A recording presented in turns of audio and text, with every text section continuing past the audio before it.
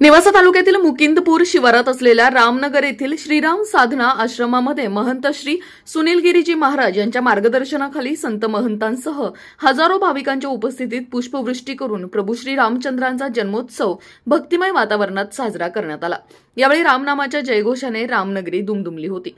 यावेळी झालेल्या श्रीराम जन्मोत्सव सोहळ्याच्या निमित्ताने वेल्हाळे येथील महंत परमहंस मुक्तानंद महाराज यांचे प्रभू श्री रामचंद्रांच्या जन्मावर हरिकीर्तन झाले। या प्रसंगी महंत सुनीलगिरी महाराजांनी पुष्पांनी सजवून आणलेल्या तबकामध्ये रामललाची मूर्ती ठेवण्यात आली होती। या मूर्तीची वाजत गाजत मिरवणूक काढण्यात आली। सदरची मूर्ती सजवण्यात आलेल्या पाळण्यामध्ये ठेवण्यात आली होती। राष्ट्र सह्याद्री न्यूज साठी प्रतिनिधी सुधीर चव्हाण, नेवासा।